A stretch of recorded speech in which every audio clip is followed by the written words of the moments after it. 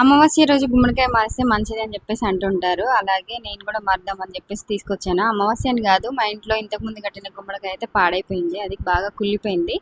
ఇంకా ఇలాగ ఈరోజు అమావాస్య పూజ చేసుకుని గుమ్మడికాయ కడదామని చెప్పేసి మా ఆయననైతే గుమ్మడికాయ తీసుకురమ్మని చెప్పాను. ఆయన తీసుకొచ్చాడు. దాన్ని మంచిగా నీట్గా కడిగేసిన దాన్ని అయితే కడిగిన తర్వాత పసుపు రాసి మంచిగా కుంకుమ బొట్టుతోని ఓం అని రాసి ఇంకా దానిపైన అయితే కుంకుమ బొట్లు అయితే పెట్టాను. దాని తర్వాత అయితే నాకు తెలిసిన పంతులు ఒకళ్ళు చెప్పారు, గుమ్మడికాయ మీద కుంకుమ బొట్ల కన్నా కాటుకతో ఎక్కువ బొట్లు పెడితే మంచిది, దిష్టి తక్కువ తగిలిద్ది అని చెప్పేసి అన్నారు.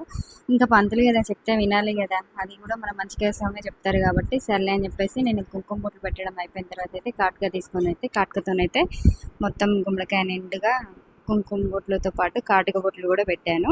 గుమ్మడికాయను అలంకరించడం తర్వాత ఇంకా పూజ గదిలో పెట్టి పూజ అయితే చేసుకున్నాము. పూజ చేసుకున్న తర్వాత అయితే ఇంకా గుమ్మడికాయ కట్టడానికి వచ్చాము. చూసారా పాత గుమ్మడికాయ ఎంత కుళ్ళిపోయింది. ఇంకా దాన్ని అయితే తీసి బయటపడేసి మేము పూజ చేసిన గుమ్మడికాయ అయితే ఇంకా దానికి కట్టేసిండు మా ఆయన అయితే. మూఢనమ్మకం అనుకుంటాం కానీ కొన్ని కొన్ని పాటిస్తే మన మనసు కూడా ప్రశాంతంగా అనిపిస్తుంది కదా. ఈ వీడియో మీకు మంచిగా అనిపిస్తే లైక్ చేసి షేర్ చేసి కామెంట్ చేయండి. అలాగే మీలో ఎంతమందికి అమావాస్య రోజు గుమ్మడికాయ మార్చే అలవాటు ఉందో కామెంట్ చేయండి.